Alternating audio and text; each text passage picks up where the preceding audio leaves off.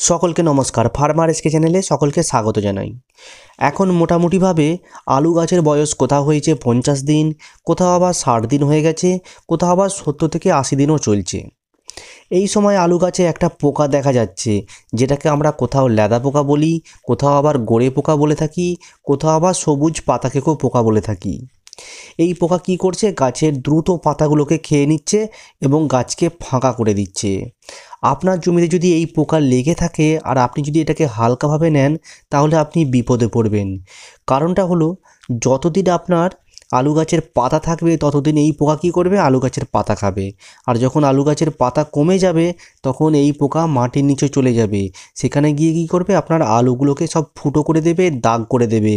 তখন আর সেই আলু বিক্রি হবে না।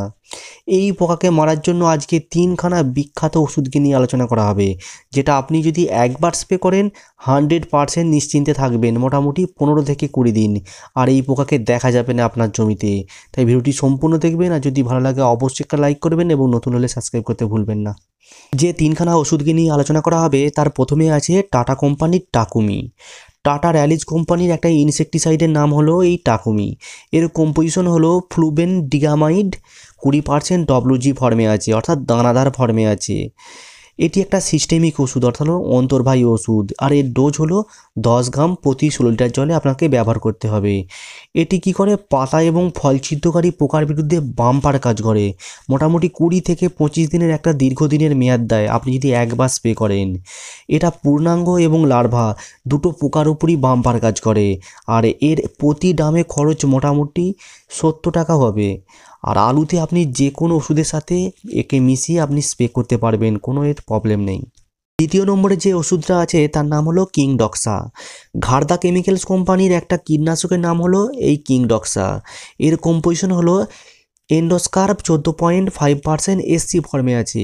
এটা একটা কন্ট্যাক্ট ওষুধ। তার সত্ত্বেও কী করে জানেন তো, পাতা এবং ফল ছিদ্রকারী পোকার উপরে বাম্পার কাজ করে, যেটা কোনো সিস্টেমিক ওষুধও পারে না। এটা পোকাদের সোডিয়াম চ্যানেলগুলোকে ব্লক করে দেয়। এটা ব্যবহার করা 2 থেকে 4 দিনের মধ্যে জমির সমস্ত পোকা মরে যায়। এর ডোজ হলো 15 থেকে 20 ml প্রতি 16 লিটার জলে আপনাদেরকে ব্যবহার করতে হবে। আর মোটামুটি আপনি যদি একবার ব্যবহার করেন, আপনি 15 থেকে 20 দিনের একটা দীর্ঘদিনের মেয়াদ পাবেন। আর এর সাথে অন্যান্য যে কোনো ভিটামিন বা ফাঙ্গিসাইডকে আপনি ব্যবহার করতে পারবেন। 3 নম্বরে যে ওষুধটা আছে তার নাম হলো কোরাজেন। FMC কোম্পানির সবথেকে বিখ্যাত কীটনাশকের নাম হলো এই কোরাজেন। এর কম্পোজিশন হলো ক্লোরেন্টা নেলিপ্রোল, 18.5% SC ফর্মে আছে। এটা একটা সিস্টেমিক ওষুধ, অর্থাৎ হলো অন্তর্বাহী ওষুধ।